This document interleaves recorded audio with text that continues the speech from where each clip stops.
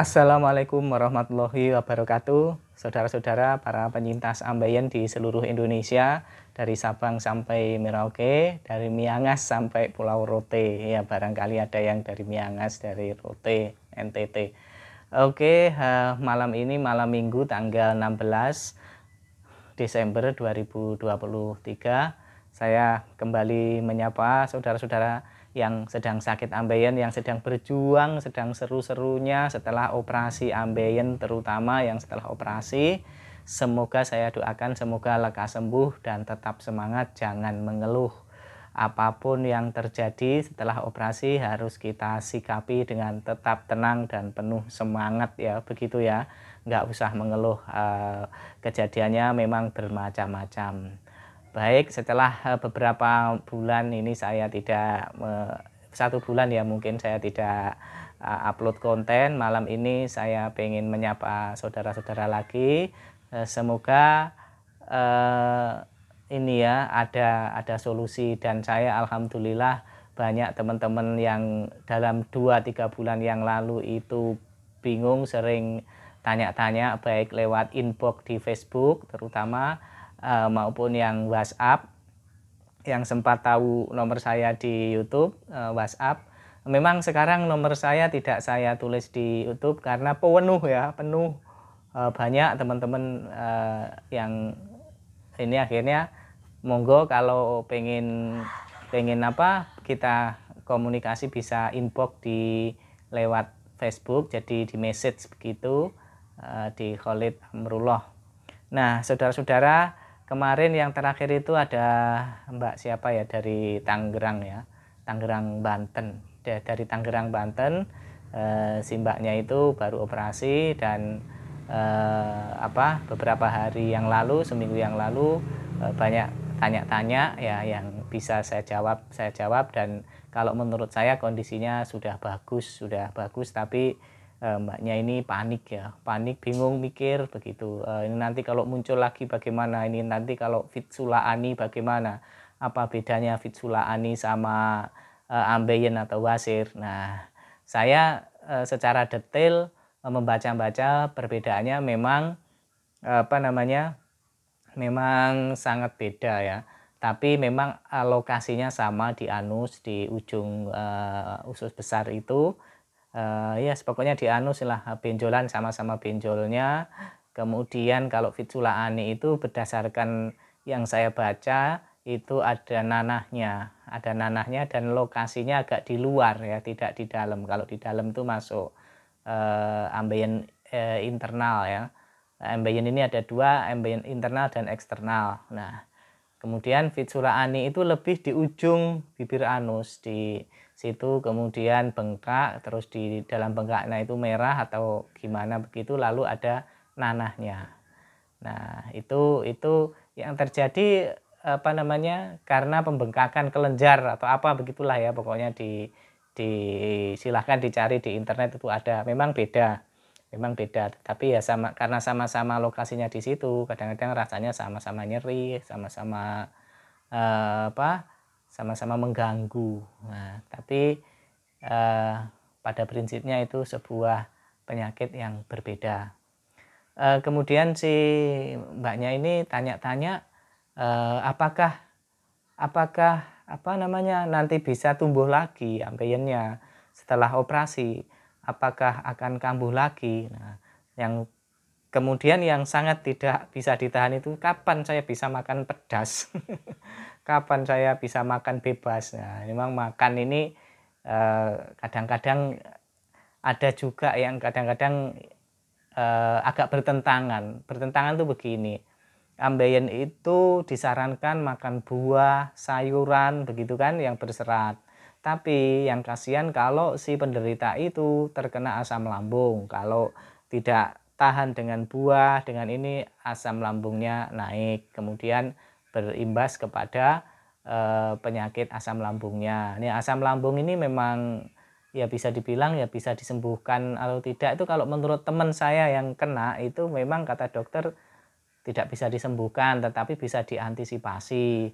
Misalnya dengan setiap hari minum air hangat, kemudian makan makanan yang terjaga lah ya, termasuk pikiran ya. Pikiran itu konon juga sangat berpengaruh kepada naiknya asam lambung. Nah, jadi seperti itu. Nah, bagi yang kena asam lambung dan kena ambeien ya memang harus ekstra hati-hati, karena kalau asam lambung banyak makan buah juga kena, katanya ya, karena bisa naik.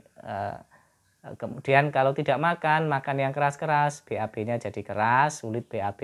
Nah, tapi menurut saya lebih baik menyelamatkan asam lambungnya dulu. Jadi kalau misalnya tidak tawar dengan buah ya jangan buah, mungkin minumnya yang diperbanyak nanti daripada asam lambungnya kumat. Karena ambeien ini dalam 1 bulan 2 bulan itu masih belum stabil. Dikasih makan apa saja itu menurut saya sama saja. Ya asalkan tidak yang keras daging terus tiap hari. Pokoknya makan aja normal, nasi, tahu, tempe, ikan misalnya, ikan-ikan air tawar begitu. Nah itu enggak apa-apa. Memang ada yang takut makan nasi, itu juga ada yang takut, ada yang berapa minggu itu enggak makan nasi, terus tanya ke saya, ke inbox, "Pak, mulai kapan makan nasi?" Saya aneh saja ditanya begitu, karena saya setelah operasi langsung dikasih makan nasi. Tidak pernah saya putus, setelah operasi H+1 sampai seterusnya itu saya makan nasi terus. Memang terjadi apa ya, memang ada yang takut kemudian makan bubur, ada yang nggak makan nasi. Nah itu silahkan, yang penting jangan kekurangan asupan. Cuman kemarin saya dapat di inbox, bukan di inbox ya, di YouTube itu ada yang memberikan testimoni, pengalaman bahwasanya kalau sembelit itu beliaunya itu makan buah dan sayur itu sebelum makan nasi, jadi di awal. Begitu salah satu tipsnya. Ini mungkin bisa dicoba ya, yang bagi yang suka sembelit atau yang BAB-nya keras dan susah keluar, coba makan buah dulu di awal sama sayur begitu, bagaimana selalu makan nasi. Ya, tips-tips semacam itu juga lahirnya juga dari para penyintas yang punya pengalaman. Nah, seperti itu. Ini bisa dicoba menurut saya, dan logis juga ya, logis karena berserat, makanan yang berserat. Jadi bagi saudara-saudara yang hari ini masih bingung, masih tidak yakin dengan kesembuhannya, mulai hari ini harus yakin sembuh. Saya sudah sebulan. Saya yang juga agak ketawa itu kalau bilang saya sudah sebulan. Sebulan itu baru ya. Jangan sebulan itu dianggap lama untuk sakit ambeien ini. Sebulan masih belum normal itu sangat wajar. Sangat banyak kasus-kasus serupa. Dan ada juga yang memang kemarin tuh ada yang 8 hari naik motor. Dia nanya di inbox di Facebook itu, "Berapa bulan boleh naik motor?" Saya jawab kalau saya pribadi 1,5 bulan. Saya 8 hari sudah bisa naik motor. Ya bagus, tapi hati-hati jangan sampai nanti lecet lagi atau gimana, hati-hati. Kalau memang sudah enak nggak apa-apa ya, itulah memang beda-beda ya. Ada yang sebulan sudah naik motor, ada yang 3 minggu, itu banyak yang seperti itu. Ada yang 2 bulan nggak berani, 3 bulan nggak berani, masih nyeri. Itu tidak usah ditanggapi berlebihan, asalkan kita sudah normal makannya, kemudian BAB-nya sudah mulai lancar, sekali 2 kali sembelit nggak apa-apa, itu masih dalam taraf-taraf yang normal. Tidak perlu terlalu dipusingkan, nggak enak makan, nggak enak ini, badannya kurus. Ya kalau awalnya itu gemuk terus kemudian kurus, itu rezeki ya, tidak perlu diet. Dan itu banyak juga yang turun berat badannya sampai 10 kilo, 15 kilo itu ada juga. Saya juga turun 5 kilo dulu, dan sekarang saya sudah balik lagi, ini perut saya mulai buncit dan saya merasa gemuk gitu ya, berat badan saya sudah lebih berat sebelum saya operasi. Jadi karena apa ya, saya makan itu sekarang suka gitu. Jadi mulai berat badannya balik lagi. Jadi itu saudara-saudara, intinya tetap tenang, tetap semangat, optimis akan sembuh. Dan jangan lupa juga kalau memang dirasa sangat penting ya konsultasi ke dokter juga boleh ya. Ya apa namanya, kalau apalagi setelah operasi masih ada jatah konsultasi gratisnya, dimanfaatkan saja nggak apa-apa. Oke.